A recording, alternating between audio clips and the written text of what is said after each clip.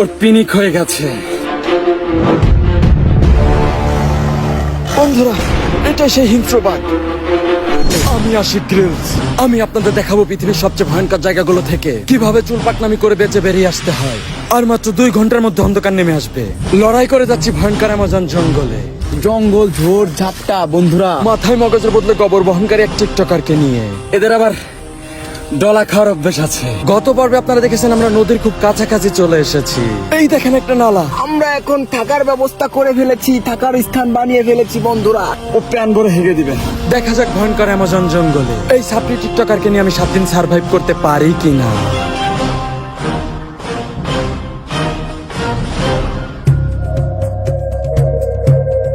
এই ভয়ানক অ্যামাজন জঙ্গল এসেছি আমি এক সাপ্রি টিকটকারকে নিয়ে। এই বুদ্ধি প্রতিবন্ধীকে নিয়ে আমি 7 দিন সার্ভাইভ করতে পারলে পাবো বাংলাদেশি টাকা 70,000 টাকা। আপনারা আগের এপিসোডে দেখতে পেয়েছেন আমরা নদীর খুব কাছাকাছি চলে এসেছি, কারণ আমরা পানির আওয়াজ শুনতে পাচ্ছি।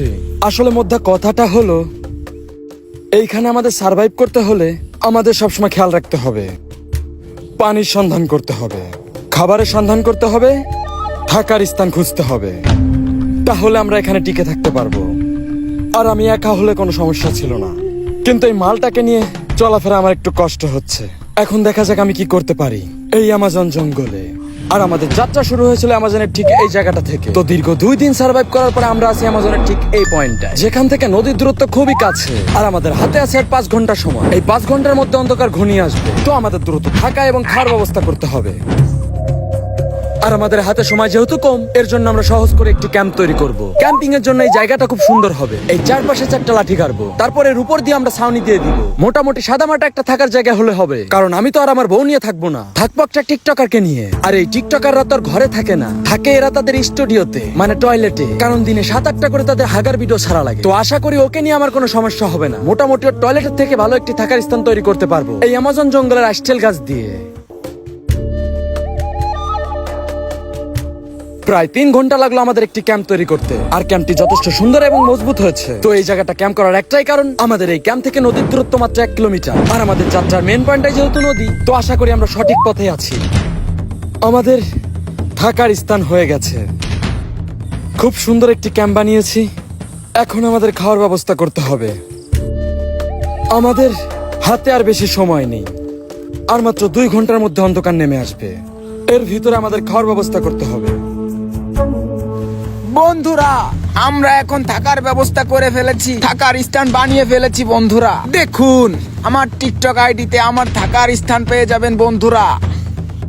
মাথা নষ্ট করে দিচ্ছে এই টিকটকার। বন্ধুরা, এর আমি মাথায় আছি এখন অ্যামাজন জঙ্গলের গু। মধ্যে। বন্ধুরা, একে নিয়ে আমার প্রায় আরো 4 দিন সার্ভাইভ করতে হবে। হে হে, কিভাবে যে সার্ভাইভ করব আপনারা কেমন আছেন বন্ধুরা? একমাত্র উপরে যে আছে সেই জানে। ভিডিও দেখবেন কিন্তু। এই চল, খাওয়ার ব্যবস্থা করতে হবে। আমরা এই 3 দিনে মাত্র একটি ভুট্টা খেয়েছি, যেটা আমাদের শরীরের জন্য যথেষ্ট নয়। তো আমাদের দ্রুত খাবারের সন্ধান করতে হবে। বন্ধুরা, এই দেখেন কি পেয়েছি আমরা। এটা তো বান্দরের প্রিয় খাবার, কলা। সেই সিদ্ধি ফল। এটাই সেই সিদ্ধি ফল। এই অ্যামাজন জঙ্গলে রয়েছে সিদ্ধি জনগোষ্ঠী নামে এক জনগোষ্ঠী, যাদের জাতীয় খাদ্য হচ্ছে সিদ্ধি। এর জন্য তাদের মাথায় অনেক বুদ্ধি। তারা সিদ্ধি সেবনের পাশাপাশি এই সিদ্ধি ফলও খেয়ে থাকে। তো আমি কোনোভাবে চাই না তাদের সাথে হোক আমাদের দেখা, কারণ এই টিকটকে থাকা অবস্থায় যদি তাদের সাথে আমার দেখা হয়, তাহলে আমি শিওর এই টিকটকার ওদের সাথে আসরে বসে যাবে। তো আমি আমার মিশন 7 দিনে শেষ করতে পারবো না। কিন্তু আমি একটু ভয় ভয়ে আছি, কারণ এই সিদ্ধি ফলের রিয়াকশন এই টিকটকার কি সহ্য করতে পারবে? হে হে, আমাদের হাতে নাই বেলা, তাই আমরা খাবো কলা। খেয়ে দেখি তো কেমন। খুব মজা। বন্ধু, তুমিও খাও। পিনিক হয়ে গেছে এই সিদ্ধি ফল খেয়ে। এটা তুই কম খা, না, পিনিক হয়ে যাবে। চল আমার সাথে। আমাদের দ্রুত এখান থেকে সরতে হবে, কারণ এই সিদ্ধি জনগোষ্ঠীর জাতীয় খাদ্য যেহেতু এখানে আছে, তো সিদ্ধি জনগোষ্ঠী আমাদের আশেপাশে কোথাও আছে। আর সিদ্ধি জনগোষ্ঠীর সাথে যদি আমাদের দেখা হয়ে যায়, তাহলে দিনের বেলায় চাঁদ মামা দেখিয়ে দিবে আমাদেরকে। ওকে আমি বারবার বলেছিলাম যে এই সিদ্ধি ফল তুই এত বেশি খাস না। ওর পিনিক হয়ে গেছে। এখন এই টিকটকারকে নিয়ে আমি যে কি করব। আরে টিকটকার তো সমস্যা নাই, এদের আবার ডলা খাওয়ার অভ্যেস আছে। আর আমি আর টিকটকার আছি অ্যামাজনের ঠিক এই জায়গাটায়। তো আমরা এই জায়গাটায় আসতে পারলে ছোটখাটো নালার সন্ধান পাবো, আর নালার সন্ধান পাইলেই মাছের সন্ধান পাবো। যেভাবেই হোক এই টিকটকারকে আমার গন্তব্যস্থানে নিতেই হবে, না হলে আমি 70,000 টাকা প্লাস আমার মিশন কমপ্লিট করতে পারবো না। তো আমার ওকে মরা হলে পারো নিয়ে যেতে হবে গন্তব্যস্থানে। জীবনে মনে হয় বড় কোনো পাপ করেছিলাম, না হলে এই বুদ্ধি প্রতিবন্ধীকে ঘাড়ে করে টানা লাগে। কিন্তু আমাকে আর বেশিক্ষণ কষ্ট করতে হলো না, কারণ আমরা কিছুক্ষণের মধ্যে নালার সন্ধান পেয়ে গেলাম।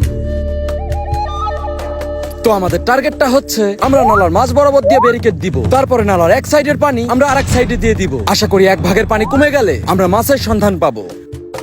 কিন্তু এই আমাজন জঙ্গলের প্রকৃতি বড্ড নিষ্ঠুর, কারণ এখানে 365 দিনে 270 দিনই বৃষ্টি নামে। এর জন্য এই আমাজন জঙ্গলকে বলা হয় রেন ফরেস্ট। অনেকক্ষণ যাবত হয়ে গেছে, আমরা প্রায় পানি শেষই করে ফেলেছি। এখন দেখা যাক মাছ পাই কিনা। আসলে মাছ মারা আর মেয়ে পটানো একই কথা, টোপ দিয়ে বসে থাকতে হয়, দুটাতেই প্রচুর ধৈর্যের প্রয়োজন, আর যেটা আমার নেই বললেই চলে। আমাদের কষ্টটাই বৃথা। এখানে মাছ কি বলবো, একটা ব্যাঙও নেই। ব্যাঙ পাইলে তো ফ্রাই করতে পারতাম। কষ্টটাই বৃথা। এখন কি করা যাবে? বাসা থেকে আনা ভুট্টা, ওইটাই খেতে হবে আজকে রাতে। এই টিকটকার চল।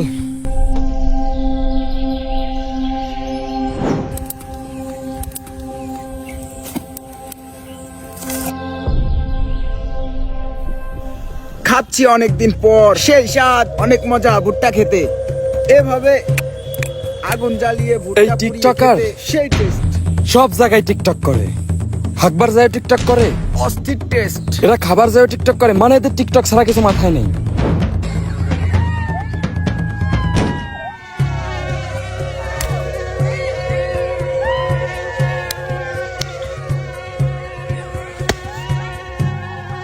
এখানে খুব মশার উৎপাত, মশা কামড়াচ্ছে, আর আমি সাইডে কিসের একটা আওয়াজ শুনতে পাচ্ছি।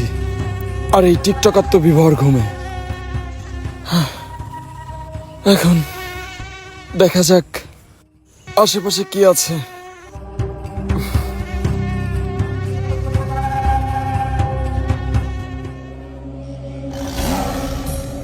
আয় হায়, কাজ সারছে। এটা কি বাঘ না বিড়াল? বাঘই তো মনে হয়। ওরে বাবা, বন্ধুরা আমার এই সাইড দিয়ে একটি বাঘ গেছে। আমাদের আশেপাশে মনে হয় আরো বাঘ আছে। এই টিকটকার একবার যদি জানে যে তার আশেপাশে বাঘ আছে, আমি 100% শিওর ও প্যান ভরে হেগে দিবে।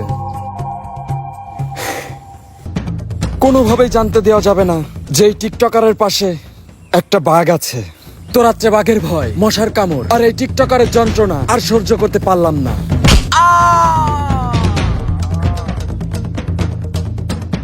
আর আমরা যেহেতু নদীর খুব কাছে আছি, তো আমাদের টার্গেট আজকের মধ্যে আমাদের নদী পার হতে হবে। আর নদী পার হওয়ার সময় আমাদের এটাও মাথায় রাখতে হবে যে এই নদী তো রয়েছে কিন্তু রাসেল ভাইপার, যেটাই চুমো দিলে মোতার টাইম পাবো না, ডাইরেক্ট মায়ের ভোগে চলে যাব।